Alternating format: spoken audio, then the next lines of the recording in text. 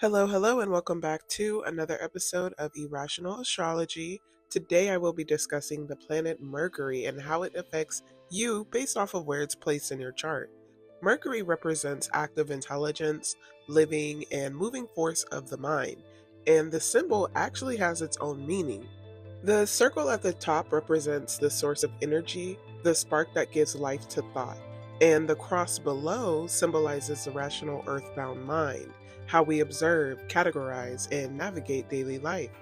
And the crescent above represents the higher mind, intuition, inspiration, and original thought. That's why Mercurial people often fall into two categories: the imitator, who absorbs and repeats information, and the genius, who connects ideas in new and original ways. Mercury is the bridge between what we need to know and what we understand. Mercury rules the rational mind, the ability that separates humans from pure instinct. This is the part of you that asks, why? Or how does this work? What does this mean? Mercury allows us to step back from raw reaction and process life through logic, language, and reasoning. It governs how you learn, how you explain yourself, and how you translate thought into words, spoken or written. But when Mercury dominates too much, logic can drown out intuition. Thoughts become noise and analysis becomes overthinking. Mercury reminds us that the mind is a tool, not the ruler of the soul. Mercury is unique because it is dual by nature. In masculine signs, Mercury leans towards analysis, breaking ideas apart, categorizing, and defining. In feminine signs, Mercury leans towards synthesis, connecting ideas, shaping meaning, creating form. This is why Mercury naturally rules Gemini, the idea, the question, curiosity, and Virgo, form, the refinement, and application. Mercury creates the hunger to know. It's the part of you that probes reality, asks questions, gathers data, and tries to make sense of appearances. Physically, Mercury is connected to the nervous system, the lungs, and the respiratory tract, reflecting how thoughts move quickly, consistently, and invisibly. Mercury at its best is intelligent reasoning, mental alertness, discernment and clarity, level-headed communication. However, Mercury under strain presents overthinking, nitpicking, nervous tension, getting trapped in words, and lack of emotional sympathy. Mercury teaches us how to communicate, but it also teaches us how to listen. Mercury rules Gemini and Virgo and governs the third and sixth house. It rules education, writing, travel, clerical work, trade, media, and anyone who moves information from one place to another. Throughout history, Mercury has been referred to as the messenger of the gods. Mercury transmits impulses from all levels of being into conscious awareness. It is how the universe speaks through thought. So let's take a look at how the mind thinks, decides, and communicates based off of the sign it is in, starting off with Mercury in Aries. So when Mercury is in Aries, thoughts move fast, decisions are made quickly, sometimes impulsively, and the mind jumps ahead of movement. There's sharp perception and strong intuition, but patience with slower thinkers may be limited. People with this placement tend to speak quicker than their mind processes things. They might say things impulsively, write things impulsively, send emails a little too quickly before proofreading, things like that. When Mercury is in Taurus, the mind moves deliberately. Thoughts are steady, grounded, and practical. Once an idea settles, it doesn't move easily. There's depth of understanding, but flexibility must be learned with this placement. People tend to stick to their ideas, and sometimes they can be a little close-minded. When Mercury is in Gemini, it is in dignity.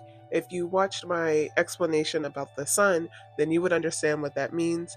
But in short, Mercury is at home.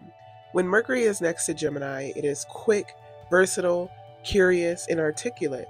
The mind thrives on variety, conversation, and learning.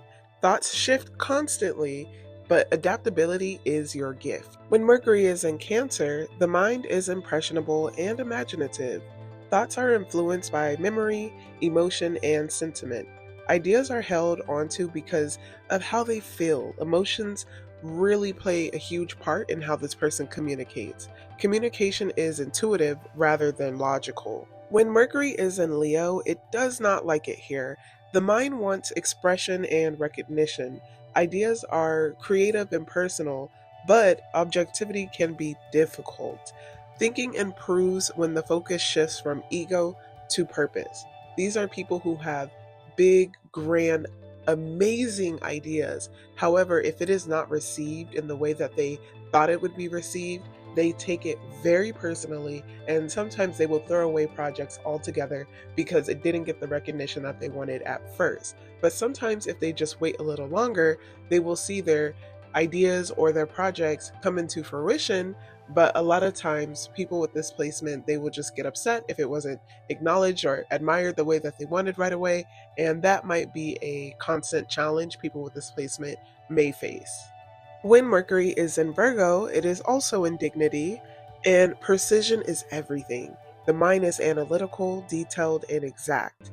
That's a tendency to overfocus on small flaws. However, when balanced, anything they create turns into gold. When Mercury is in Libra, the mind seeks balance and fairness. Judgment is careful, thoughtful, and relational. There's a strong awareness of multiple perspectives. Decisions may take time, and these people may seem a bit indecisive. Now, when I say fairness and balance, sometimes these placements do tend to, let's just say, tip the scales in their favor. As long as they feel that they are being treated fairly, they are happy. When Mercury is in Scorpio, the mind probes beneath the surface. There's instinctive understanding of motives, psychology, and cause and effect. Thoughts are private, intense, and transformative. You never truly know what people are thinking who have this placement. Nothing is taken at face value. These are very deep thinkers. When Mercury is in Sagittarius, it is in detriment. The mind thinks big. Ideas are philosophical, expansive, and idealistic, but details may be overlooked. Opinions can become principle rather than facts. So if these people truly believe something, it's going to be very hard to change their mind. And when it comes to changing their mind, honestly, nobody can do it but them. When Mercury is in Capricorn, the mind is structured and disciplined. Thoughts are serious, strategic, and realistic. Imagination may be strained, but efficiency is high when it comes to this placement. These are the type of people who are constantly thinking about what their next move is. They'll get a high paying job, let's say $1 million a year. They're trying to figure out how they can get to 10 million by the next year. When Mercury is in Aquarius, it likes this placement. It is exalted in Aquarius. Originality defines the mind. Ideas are innovative, unconventional, and intuitive. There's an ease in communicating with all types of people from all types of backgrounds. Thinking extends beyond the present moment for these people. Mercury in Pisces, the mind is sensitive and intuitive. Logical precision may be difficult, but imagination and psychic perceptions are strong. Ideas arrive through feelings rather than structure. These are the people who will just get a feeling it is time to leave a party, or maybe, hey, let's not drive down that road today, let's take a different route. And they can't explain it, but for some reason, something told them to go a different way. And down the line, you find out that they avoided a car accident or something. It's not always that severe, but that's just an example of how they kind of get these psychic downloads with Pisces and Mercury. Now that we've covered what it means when Mercury is in each zodiac sign, what does it mean when Mercury is in the houses? So let's go over houses 1 through 12. It sort of give you an idea of what it means when Mercury is there. But the most important thing to factor is the zodiac sign sitting in that house to see how Mercury also expresses itself. When Mercury is in the first house, these people are their thoughts. Their mind colors how they show up in the world. Tone of voice, facial expressions, even posture reflects what they're thinking. They can be chatty, witty, restless, and constantly processing life out loud. They learn best through direct experience and often speak before they think. Identity and opinions may evolve, often because they're always discovering something new about themselves. People see them as curious, alert, youthful, and expressive. When Mercury is in the second house, the mind gravitates towards stability, money, skills, and worth, both self-worth and financial worth. These people think practically about how to monetize talents, save, invest, or build security. Their beliefs and opinions are rooted in their personal value system, so they don't easily change without good reason. They remember information that feels useful and usually prefer learning skills that can be applied in the real world. When Mercury is in the third house, remember this is Mercury's home. So, this is the natural home of Mercury. The mind never stops. They love questions, facts, conversations, socializing, researching, and sharing information. They may multitask mentally, get bored easily, and always have a podcast, book, or some sort of idea spinning.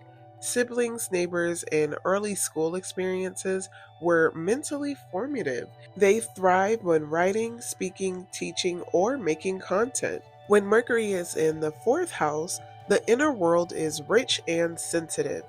Thinking tends to be reflective, nostalgic, and intuitive. They process mentally through feelings, memory, and emotional safety. The family environment strongly shapes their mindset, positive or negative. They may guard their inner thoughts from the world and only open up when they feel safe. When Mercury is in the fifth house, the mind wants to play, perform, create, and dramatize ideas. They think in images, characters, metaphors, jokes, and artistic concepts. They shine when expressing their mind through art, romance, entertainment, stage presence, or storytelling. Love letters, flirting, poetry, comedy scripts all highlight their voice. They often have a childlike imagination and may be great with children. When Mercury is in the sixth house, this is the mind that organizes chaos. They analyze, categorize, fix, refine, improve, and problem solve. Routine helps them feel mentally calm. They notice the little things others miss, like typos, inefficiencies, unhealthy habits at home or at the workplace. Their thinking may also focus on health, wellness, work, pets, and service to others. Sometimes they can worry or overthink, especially when it comes to the details. When Mercury is in the seventh house, these people's minds mirror the people that they interact with. They process thoughts through conversation, partnerships, debate, and feedback. They may attract intellectual partners who may challenge their way of thinking. Fairness and balance influence their communication style. They consider both sides of a situation before deciding. They often excel in counseling, negotiating, meditation, sales, or collaboration. When Mercury is in the eighth house, this is a natural born private investigator. They think deeply and they are rarely satisfied with surface level answers. They are drawn to the mysteries of life, philosophy, secrets, power, taboo, trauma, healing, death, intimacy, and hidden motives. Their mind is perceptive and can see straight through lies or emotional subtext. They may be private or secretive with thoughts and only share them with those they trust. When transformed, their thinking becomes a tool for deep healing. When Mercury is in the ninth house, these people have a philosophical way of thinking. The mind seeks wisdom, expansion, and truth. These people think globally, spiritually, culturally. They learn their best through travel, exposure to different beliefs, studies, teachings, and storytelling. Their thoughts often explore meaning, purpose, ethics, and belief systems. They're lifelong students or natural teachers who inspire others. When Mercury is in the 10th house, the mind is visible. They are recognized for their words, voice, teaching, intelligence, or public messaging. Communication plays a key role in reputation. Writing, media, leadership, social presence, branding, education, business, PR, etc. Their thoughts naturally consider status, legacy, goals, impact, and responsibility. They take their words very seriously because they know people are listening. When Mercury is in the 11th house, this is the innovator's mind. They think way ahead of their time about trends, progress, society, technology, humanitarian ideas, social movements, or intellectual communities. They love exchanging ideas in group, online communities, or friend circles. They see how ideas ripple into the future and are often interested in collective change or unusual knowledge. When Mercury is in the 12th house, the mind swims below the surface. Thoughts are intuitive, symbolic, poetic, mystical, or dreamlike. They may have a strong subconscious or psychic awareness, absorbing feelings, energies, or impressions from their environments. They often need quiet time, solitude, music, spirituality, or art to process mentally. This placement can make thoughts feel invisible. Others may not realize how much is happening internally with these people. They communicate best through subtle expression, storytelling, art, healing, or spiritual language. Overall, Mercury shows how you interpret reality, not what you feel, but how you explain it, not what you believe, but how you communicate it. And when you understand your Mercury placement, you don't just think better, you speak more clearly to others and to yourself. And that completes our deep dive into Mercury. If you enjoyed this video, please like and subscribe. I also offer birth chart readings if you would like me to interpret your chart, or maybe don't feel as confident in reading your own chart. I do also have services where I can just answer one question about your chart. But yeah, that completes this video. Thank you so much for listening.